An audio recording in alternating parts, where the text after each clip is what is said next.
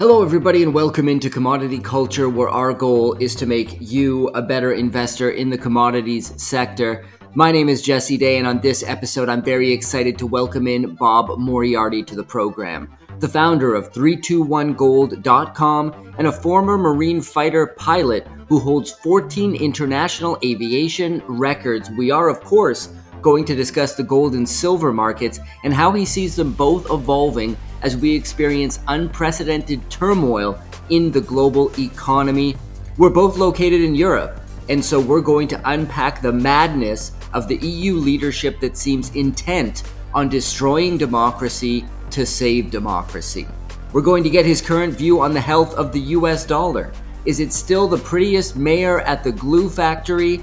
And so much more. Strap yourselves in for my conversation with Bob Moriarty. Bob Moriarty, great to have you back on the program. As we're both now in Europe, I want to kick things off with a discussion on the geopolitical realities in this part of the world, specifically Project Ukraine in full swing with Macron leading the Three Stooges flanked by Starmer and Merz. This trio has proposed troops on the ground in Ukraine and keeping the war going no matter the cost. Why does it seem like they are so hell-bent on continuing the conflict instead of sitting down for actual reasonable negotiations? Did you see the video of Starmer and the German Chancellor on the train going to Kiev? Yeah, exactly. The white baggie, mysterious white baggie that Macron stuck under his arm with an extremely guilty look on his face. Well, not only that, but a Coke spoon. Okay. Yeah. You can always explain away a baggie. Okay. Well, that was leftovers from dinner last night. I didn't want to leave it on the table. But when you start trying to explain away the Coke spoon, you do run into a bit of problem. So literally, the simple answer to your question is Starmer's coked up, the German Chancellor's coked up, Macron's coked up, Zelensky's coked up. And my problem with drugs, I don't use illegal drugs and I don't approve of them. But the reason I don't approve of them, it's not because of legality, it's because it makes people stupid. And I've sat there and watched Zelensky ramble and ramble and ramble for a couple of years now. And clearly the guy is deranged, but it's because of his breakfast. Okay. He eats Cheerios and Coke for breakfast. But for Macron to get caught burying the baggie tells you everything you need to know. And frankly, the United States, NATO, the EU, the so-called world leaders in Europe are delusional. And they're delusional because they're coked up. I think this is such a fantastic point that not enough people talk about, and I tend to completely agree with you there. I think a lot of these leaders are using drugs. Cocaine, of course, can lead to delusions of grandeur and a feeling of invincibility, which I think explains a lot of the really stupid decisions that these people are making.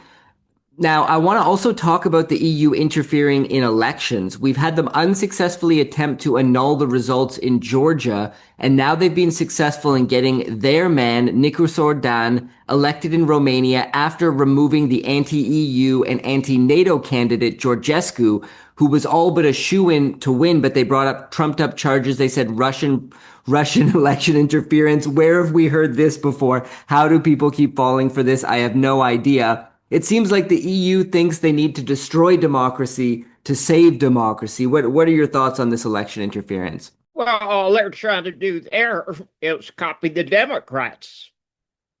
Okay, we do the same thing in the United States. And there is a really excellent book called The Fourth Turning that was written in 1999 by two authors. And it said basically, you have four different turnings. Each turning is a generation. It's about 20 to 22 years. And the fourth turning is the crisis phase. And it's when governments start going totalitarian. And I see things. Uh, I'm 78 now. I'm cynical, but no matter how cynical I get, I just can't keep up. The Democrats were so corrupt. Okay, it staggers me. Now they've come out and they've admitted that Joe Biden has terminal prostate cancer, and they act like it happened last week. And this whole scenario goes back to the fourth turning, where governments decide anything they want to do, it's perfectly okay. And clearly we've got it in the United States, they've got it in Georgia, they've got it in Romania. They're doing the same thing in Germany, they're doing the same thing in the UK, and it's a function of the time. And here's where it gets interesting, and that is, where does it lead to? And in the book, For Turning, it says people can do one of two things. They either can go along with this great reset, do whatever the government wants, and literally become slaves, or they can opt for freedom. And I see a freedom move underway. And candidly, you and I and others on the internet are trying to lead the way there. Uh, People now recognize that everything the mainstream media says 100% is a lie. Uh, have you watched the mainstream media talk about the meeting between Trump and the president of South Africa? And now a quick break to hear from our sponsor, ARC Silver Gold Osmium owner Ian Everard is considered one of the most honest and level-headed gold and silver dealers in the United States, praised even by his competitors. So give him a call today to take advantage of the specials right now. Silver Kangaroos 2023 1 ounce coins, mint fresh, only $2.47 over spot. Mint fresh silver maple leafs 2025 coins, 1 ounce, $2.87 over spot. While supplies last. Reach out today at 307-264-9441 or by email at ian@arcsgo.com, and make sure to tell him that Commodity Culture sent you. And now, back to the interview. Oh yeah, they're saying baseless claims of white genocide in South Africa, basically calling it a myth and claiming Trump was just completely lying without even showing the footage that he played for the South African president. Pretty crazy. Well, the South African president said this is a conspiracy. I mean, these people just made it up. There's no genocide going on in South Africa. And Trump said, oh, really? Turned on the television and showed the video of one of the major party leaders with 10,000 people in a stadium screaming, kill the Boers. Okay. Yeah. When I used to travel, and I haven't traveled since COVID, but when I used to travel a lot, I went to South Africa several times. South Africa would be the most wonderful country in the world to live in. It's so rich in natural resources. However, if you're white, they'll kill you. And that was 20 years ago. Okay, so it's all linked together, and we are coming to the end. The world's financial system is about to blow sky high, and when we come out of that, if we come out of that, it's going to be a different world. This is the end result of a big conflict between the debt-based system of the West and the resource-based system of the East. And what we have is total corruption in the debt-based system of the West. Yes, and one of the other aspects of fourth turnings is increasing global conflict, rising wars. We've obviously we're seeing this play out when it comes to Russia, Ukraine, Israel, Hamas. India, Pakistan was heating up for a while. I think that's cooled down a little bit. But do you think everything we've discussed thus far could perhaps spiral into a greater conflict, whether that involves the EU and NATO versus Russia, or some other configuration of combatants in a sort of World War III type of scenario? Okay. Uh, Viewers hate it when I do this, but I'm going to do it anyway. If you learn to ask the right question, you might be able to get the right answer. If you don't ask the right question, you'll never get the right answer. So the question of the day is, how can a nation of 9 million people conquer a nation of 90 million people? They get into a military conflict. How can they win? How does Israel conquer Iran? They would need help from the US. No. Okay. Well, lay it out for us. Okay. What's Israel's ultimate weapon? Its ultimate weapon? Yeah. Well, it is a nuclear nation, is it not? It has nuclear Thank you. weapons, I believe. Of course. Okay. They set off nuclear weapons 30 years ago, trying to sell them to South Africa, to the apartheid government, and failed. I believe they used a tactical nuke in Syria last December, and I've seen evidence, including higher radiation counts, background counts. Trump appears to be saying he's not going to play that game.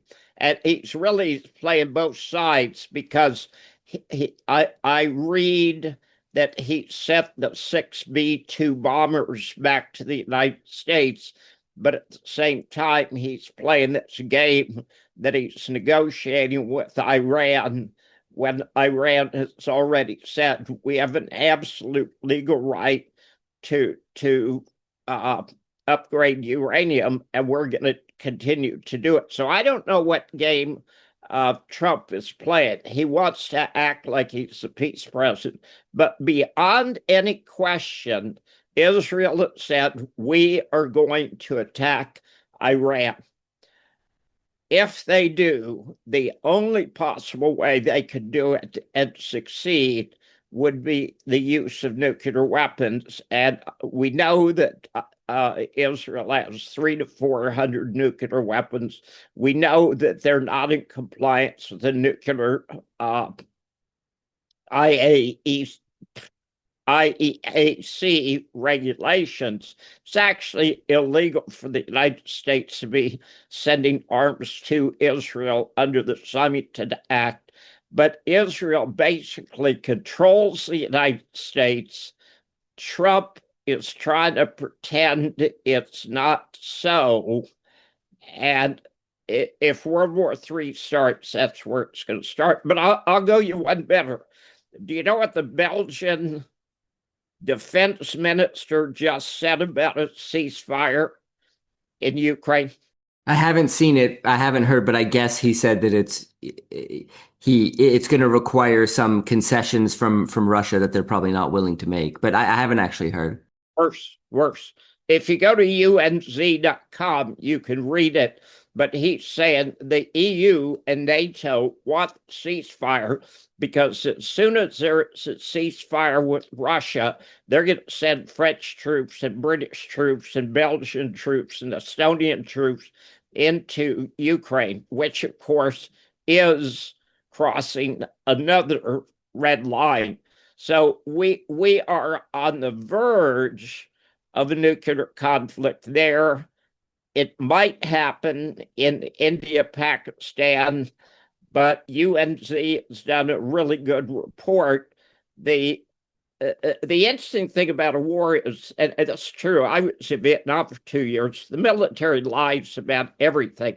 So if you try to look and see what the conflict in India is about and who's winning, everybody is, okay, India's trouncing Pakistan and destroyed 4 Air Force bases, or Pakistan has trounced India and shot down all these French airplanes. And it's hard to tell who's telling the truth, but it appears that Pakistan had the upper hand and India's backed out. Very interesting analysis, and that was interesting to me to hear about that was the Belgian defense minister who said that.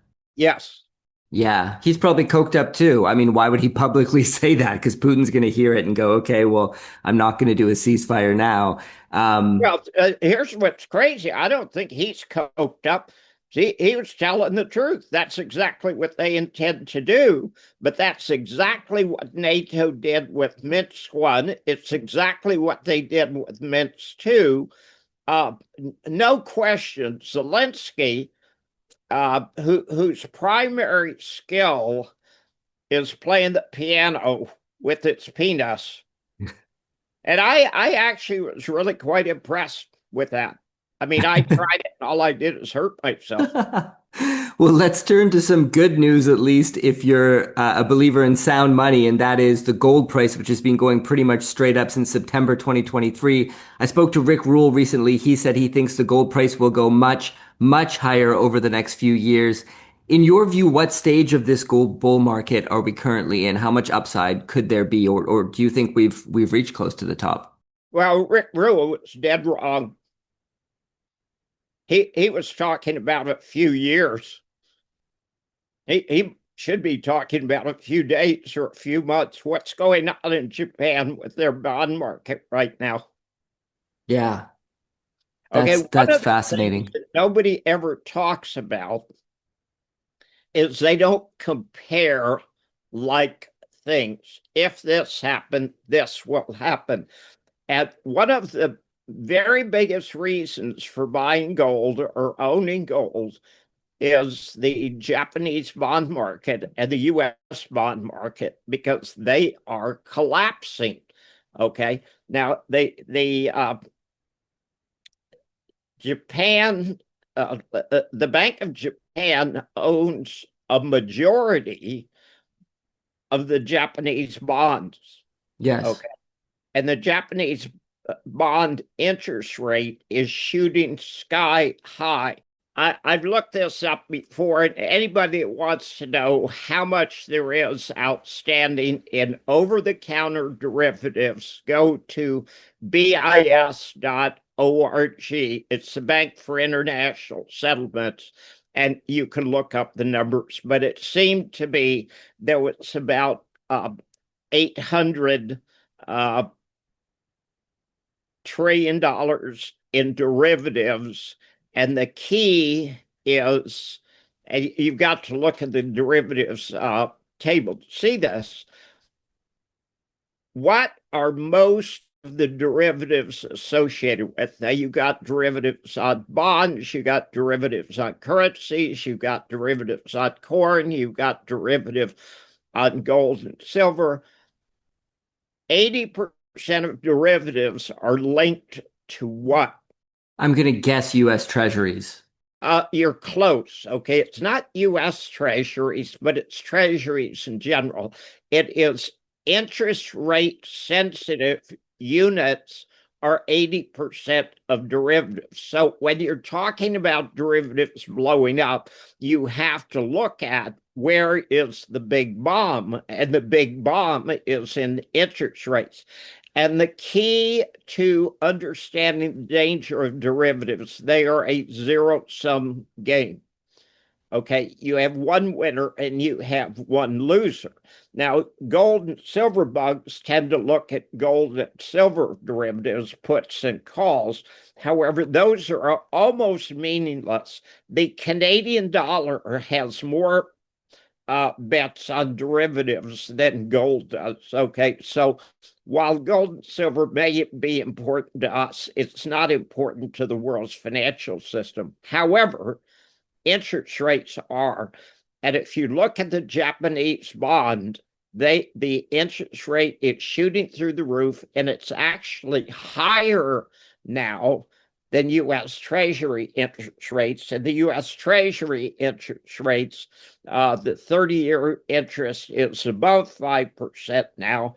And that is the point at which they pulled the pin from the hand grenade, release the spoon, and the fuse is burning. Okay. So Japan affects the US, and the Japanese bond market is blowing up, which means derivatives are about to go sky high. Now, while there's 800, I'm trying to think of the number. I can't figure it. It can't be 800 trillion. That's too much. So it's 800 billion in derivatives. And those are the over-the-counter derivatives, but the off-the-books derivatives are 2 or 3 times higher than that. So what I'm saying is there's an enormous amount of money sloshing around in the world's financial system that's about to blow up. Let's talk about silver for a moment here. Far, far away from previous all-time highs. We're into our 5th year of a silver supply deficit. There's obviously been a ton of discussion around paper manipulation through the futures markets, with many believing that that manipulation game can go on forever. I see these comments all the time. People say there's no point in owning silver because they're just going to continue to manipulate it and tamp the price down, et cetera, et cetera. What are your thoughts currently on the silver market? You say you see a lot of upside ahead for gold in precious metals bull markets. Often silver tends to outperform gold. Do you see that happening this time around? Okay, how many financial markets are not manipulated? Yeah, that's a good point. Okay, The, as the, soon as you're reading something or viewing something and somebody uses the word manipulation, that means the person has no idea of what they're talking about. Okay, it's the same thing if you're listening to a financial advisor and he ever uses the term guarantee, that's a red line. Okay, that means it's fraud. All financial markets are manipulated, and we don't care. And the reason we don't care is because they're all manipulated. Okay, it's like saying the sun rises in the east. Well, yeah, it does. Okay, but why would we care? Because that doesn't change from day to day. When you look at it, the when you talk about the deficit, that is the difference between yearly production and yearly consumption. And that is not significant because a true deficit would be the difference between total supply and total demand. Okay. There have been 50 billion ounces of silver produced. There is so much silver above ground that you can literally go for 5 years with a deficit, the difference between current production and current demand, and it's relatively meaningless. But the real key to the silver market right now, okay, where is the price of gold set today? in the futures market? In the Shanghai market. Okay, which is a real market. Okay, it's a physical transfer market. You could talk about futures. Futures been around for 5,000 years. I was a commodities broker. Futures are not a bad thing. Futures are a good thing. You can talk about naked short selling and futures. Again, it's fraud. It's a zero-sum market for every commodity. And every trade, there's one buyer and one seller. So you can't possibly have naked short selling. The Chinese and the Orient has controlled the price of gold, certainly for the last year or two. Right now in China, the Chinese government is actively supporting Chinese citizens buying silver. Now, why are they doing that? Yeah, Why that is would anybody interesting buy why would anybody buy silver right now? because it's money. No, because it's cheap.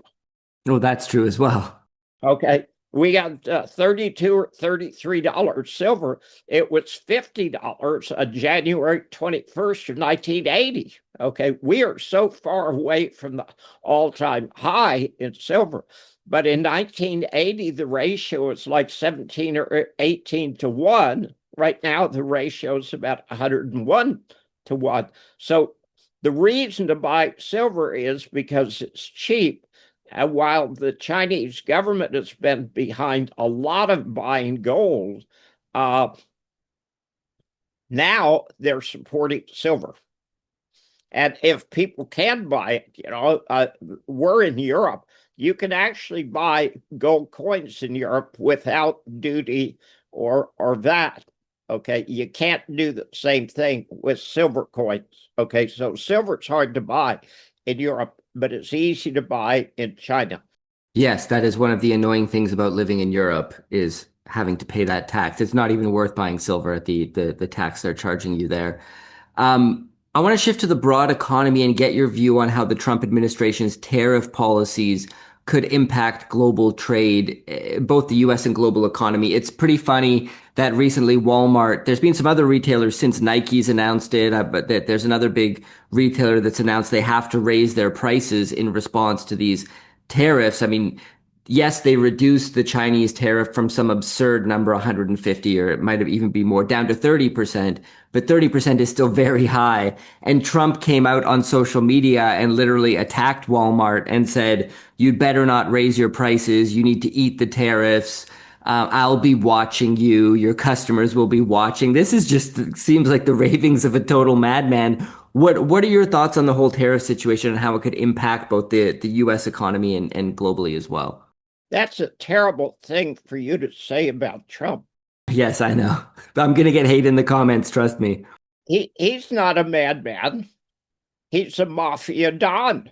Okay, there you Okay, go. he negotiates with the baseball bat, and how successful is that? Oh, we've seen this movie before. What kills most mafia dons? Another mafia don, or their Exactly. Okay, yeah. not prostate cancer, for crying out loud. But the idea of attacking all your business partners and your leading corporations, I frankly think it's a really bad idea. Now, I've got a friend in Miami who sends stuff to me when I need it and forwards mail to me. And I asked him what it's like. And he said, if you go into Walmart or Kmart or even drugstores now, prices are just shooting through the roof. And I think the actual tariff on Chinese goods is like 38 or 39% when you add up all the pieces. And the idea that Walmart could absorb a 30 or 40% increase in prices is patently absurd. But if you belong to the mafia, you just get your baseball bat out and say, but what does the president have to do with telling corporations what prices they should charge? If you go to a food store, their margins are about 3%. Their ability to absorb a 30% tariff is non-existent. So what Americans need to know, that's very important, and not Americans, everybody needs to understand this. A tariff is a tax. And if you increase tariffs, you're increasing taxes. It's a tax on the consumer, and the price is going to go up. Now, it's a regressive tax. Do you understand the term regressive, what it means? No. It affects the poor a lot more than it affects the rich. Okay. Income taxes are not regressive, and high income taxpayers over the top 10 or the top 1% pay something like 54% of all income tax. That is not a regressive tax. People with income under the 50 percentile actually get more benefits from the government that they pay for. But the tariffs are a regressive tax, and it hurts people who have the least ability to pay increase in taxes. Yeah, very, very well said. And Bob, this has been a fantastic conversation. I want to let everybody know that you can head over to Rumble. We're going to do a bonus episode there. We're going to be talking about the WHO pandemic agreement. This is a very sensitive topic for YouTube. A lot of censorship going on this platform. So search commodity culture on Rumble to find that. But for now, Bob, tell us about 321gold.com. Well, I hate to say it, there's so little going on in the world that there is virtually nothing for me to comment on. It's 3-to-1 Gold is probably the most boring site on the entire web. And other than the fact that it might be a good idea to own some gold and silver, I don't know why anybody would go to the site in the first place. Well, I'm going to put a link to it below in the description, 321gold.com. And I'll see you over on Rumble, Bob. Let's talk about the WHO pandemic agreement. Okay.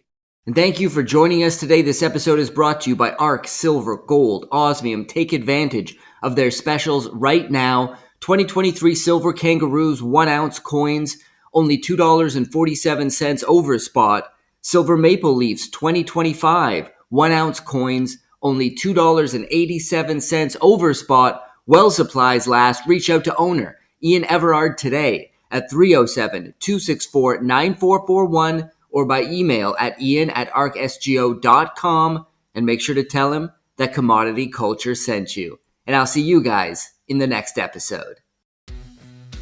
Commodity Culture is a series on commodities and natural resources. If you would like to see more, be sure to subscribe and hit the bell notification so you're always up to date with the latest episodes.